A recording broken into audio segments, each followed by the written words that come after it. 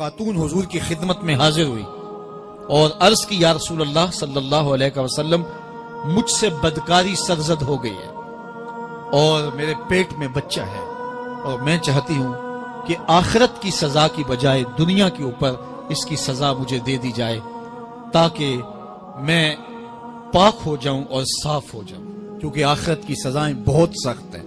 اللہ کے محبوب علیہ السلام نے جبریل امین سے ایک دن پوچھا تھا مجھے جہنم کے عذابوں کا ذکر سناؤ، تو عرض کی یا رسول اللہ صلی اللہ علیہ وسلم ہلکا ترین عذاب یہ ہے کہ جہنمی کے پاؤں میں آگ کے جوتے رکھے جائیں گے، باقی اس کے پورے بدن پہ آگ نہیں ہوگی، صرف آگ کے جوتے اس کو پہنائے جائیں گے، لیکن اس کی حدت، گرمی اور شدت اتنی ہوگی یغلی منہما دماغہ، اس کی شدت سے اس کا دماغ پگھل کر ناک اور کانوں کے ذریعے سے باہر آنا شروع ہو جائے گا۔ یہ سب سے ہلکے عذاب کی کیفیت ہے، اور جو عذاب سخت ہیں الیاذ باللہ، اللہ تعالیٰ قرآن مجید میں فرماتا ہے ثم لا يموت فیہا ولا یحیا، اس بڑے عذاب کا ذکر کیا جو جہنمیوں کو دیا جائے گا، فرمایا اس عذاب کی کیفیت یہ ہوگی بندہ نہ جیے گا نہ مرے گا۔ جیے گا اس لیے نہیں کہ آگے اور پیچھے دائیں اور بائیں آگ ہی آگ ہوگی، تو اس آگ میں جینا کو جینا تو نہیں ہوگا، اور مرے گا اس لیے نہیں کہ موت کو موت آ چکی ہوگی۔ تو وہ کتنا سخت عذاب ہوگا الیاذ باللہ کہ ہلکے ترین عذاب کی کیفیت یہ ہے کہ پاؤں میں آگ کا جوتا اور دماغ پگھل کے ناک اور کانوں کے راستے سے باہر آ جائے۔ تو اس نے عرض کی یا رسول اللہ صلی اللہ علیہ وسلم میرے اوپر حد جاری کر دیجئے، اور اس نے کہا کہ میرے پیٹ میں جو ہے وہ بچہ ہے۔ اللہ کے محبوب علیہ السلام نے فرمایا جاؤ جب بچہ پیدا ہو تو پھر آنا۔ وہ چلی گئی، تو جب بچہ پیدا ہوا تو گود میں اٹھائے پھر حضور کی خدمت میں حاضر ہوئے اور عرض کی یا رسول اللہ یہ ہے بچہ جو میں نے گناہ کیا تھا، بدکاری کی تھی، آج یہ اس کی نشانی ہے۔ تو اللہ کے محبوب علیہ السلام نے فرمایا کہ اسے لے جاؤ اور اسے دودھ پلاؤ، اور جب یہ کچھ کھانے پینے لگ جائے گا تو پھر آنا۔ کچھ دنوں کے بعد وہ دوبارہ حاضر ہوئی اور اس نے اس بچے کے ہاتھ میں روٹی کا ٹکڑا دیا ہوا تھا اور عرض کی یا رسول اللہ دیکھ لیجئے اب یہ روٹی کھانے لگ گیا ہے۔ اللہ اکبر۔ تو اللہ کے محبوب نے فرمایا انہیں لے جاؤ اور جا کے انہیں سنگسار کر دو۔ اس کی یہ حد بنتی تھی، اس کو سنگسار کیا اور اس نے خود یہ سزا اپنے لیے قبول کی۔ تو یہ بات ذہن نشین کیجئے کہ یہ وہ لوگ تھے کہ جن سے کبھی کوئی گناہ سرزد ہو جاتا تو وہ جلد توبہ کرتے، اور اس کی بڑی سے بڑی حد اور سزا بھی ہوتی تو وہ بھی کاٹنے کے لیے تیار ہو جاتے۔ میں اور آپ دیکھیں کہ ہماری زندگی میں اگر گناہ ہیں اور ہمیں سچی توبہ کی توفیق بھی نصیب نہیں ہے اور آئندہ نہ کرنے کا عزم مصمم ہو، پکا ارادہ ہو کہ یہ گناہ زندگی میں دوبارہ نہیں کروں گا، الگ بات ہے کہ پھر دوبارہ اس سے سرزد ہو جائے، لیکن جب وہ توبہ کر رہا ہو تو اس وقت اس کا پختہ عزم ہو اور اس کے دل کے کسی گوشے میں نہ ہو کہ چلو میں توبہ کر لیتا ہوں اور پھر ہو گیا تو پھر کر لوں گا، پکا عزم ہو کہ دوبارہ یہ گناہ نہیں کروں گا۔ اور اگر زبان سے توبہ توبہ کر رہا ہو اور دل میں ہو کہ ٹھیک ہے یہ تو صبح بھی مجھ سے عمل بد سرزد ہونا ہے، تو اللہ تعالیٰ سے یہ مذاق کرنے والی بات ہے، اور اللہ تعالیٰ سے جو مذاق کرتا ہے وہ کہاں کھڑا ہے وہ خود سوچ لے۔ وہ کیا کسی نے کہا تھا کہ توبہ کی پھر توبہ کر کے توڑ دی، میری اس توبہ پہ توبہ توبہ توبہ کر اٹھی۔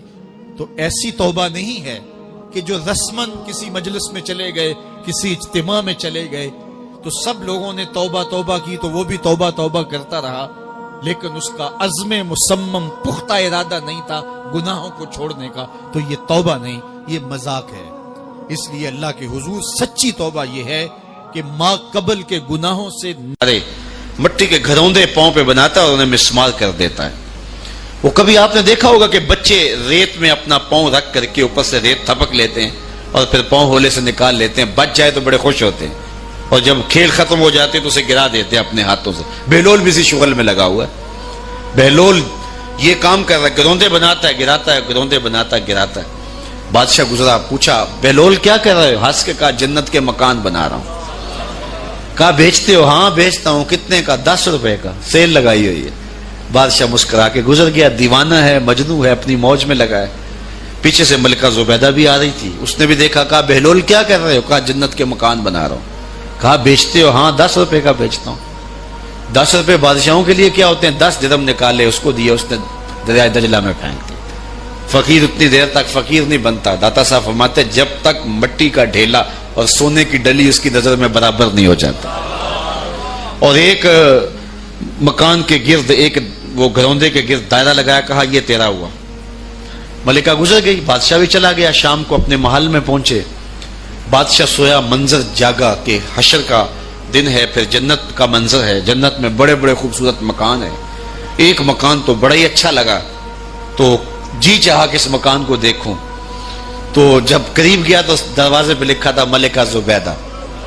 شوق سے آگے بڑھا تو دربان نے روک دیا. کہا یہ ملکہ کا ہے. کہا وہ میری ہی ملکہ ہے. کہا دنیا کے ضابطے اور ہیں، آخرت کے ضابطے اور ہیں. بادشاہ کی آنکھ کھل گئی، بے چین ہو گیا.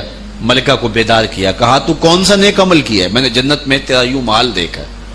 ملکہ کہنے لگی وہی معمول کی نمازیں، وہی سب کچھ، کوئی نیا کام تو میں نے کیا نہیں. ہاں یاد آیا، کل گزر رہی تھی، دجلہ کا کنارہ تھا، وہ جسے لوگ مجذوب کہتے ہیں، وہ جو دیوانہ کہلاتا ہے، وہ بہلول، وہ جنت کے محل کہتا تھا، وہ بنا رہا تھا. میں نے کہا چلو کوئی بات نہیں، فقیر ہے، 10 روپے کیا ہوتے ہیں. تو میں نے 10 روپے کا ایک محل خریدا تھا. بادشاہ سر پکڑ کے بیٹھ گیا. وہ تو مجھے بھی کہتا تھا. میں دیوانے کی بات سمجھ کے گزر گیا. اگلے دن بادشاہ قصدن گزرا. جب قصدن گزرا نا تو دل دھڑک رہا تھا کہ کہیں مجذوب پھر آج مل جائے اور اسی موج میں ہو تو کام بن جائے. دیکھا تو بہلول وہاں بیٹھا ہوا ہے. آگے بڑھ کے دیکھا تو کام بھی وہی. بادشاہ پھر رک گیا. پوچھا بہلول کیا کر رہے ہو؟ اب دل دھڑک رہا تھا کہ مجذوب ہے، کوئی اور بات کہہ دے تو چلو اچھا ہو کہ وہی جواب دے دے. اس نے وہی جواب دیا، جنت کے محل بنا رہا ہوں. بادشاہ کا کچھ دل ٹھہرا. پھر کہا اچھا بیچتے بھی ہو؟ ہاں ہاں بیچنے کے لیے بنا رہا ہوں. بادشاہ ادھر جیب میں ہاتھ ڈال رہا ہے اور ادھر پوچھ رہا ہے کتنے کا؟ کہا آدھی حکومت لگے گی. کہا کل تو 10 روپے کے بتا رہے تھے. کہا کل تم نے دیکھا نہیں تھا، آج سودا دیکھ کے لے رہے ہو. اللہ تعالیٰ ارشاد فرماتا ہے انما تنذر من اتبع ذکر وخشی الرحمن بالغیب. جو ان ڈٹھے سودے کرتے ہیں، جو بغیر دیکھ کے کرتے ہیں. اچھا چلو ایک خوشخبری میں آپ کو بھی سناؤں، اور وہ خوشخبری رسول اللہ کی زبان سے. حضور نے فرمایا طوبی لمن رآنی وآمن بی وطوبی 7 مرات من لم یرانی وآمن بی. فرمایا صحابہ تمہیں مبارک ہو ایمان کی کہ تم نے مجھے دیکھا اور میرے اوپر ایمان لائے. اور کہا انہیں 7 مبارکیں ہوں جنہوں نے مجھے دیکھا بھی نہیں ہوگا اور پھر بھی ایمان لائیں گے. انما تنذر من اتبع ذکر وخشی الرحمن بالغیب فبشرہ بمغفرۃ واجر کریم.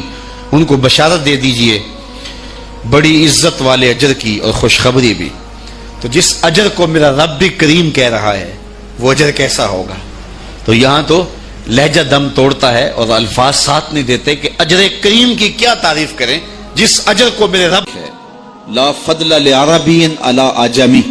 کسی عربی کو اجمی پر کوئی فضیلت نہیں ہے اور کسی اجمی کو کسی عربی پر کوئی فضیلت نہیں ہے. کسی گورے کو کالے پر، کسی کالے کو گورے پر کوئی فضیلت نہیں. فضیلت کا معیار صرف تقوی ہے. ہمارے آج بھی ہندوانہ رسمیں ختم نہیں ہو رہی. دولت کی تقسیم پر، امیر غریب کی بنیاد پر اس معاشرے میں تقسیم موجود ہے. ہمارے دیہاتوں میں چودھری اور کمی کی بنیاد پر تقسیم موجود ہے.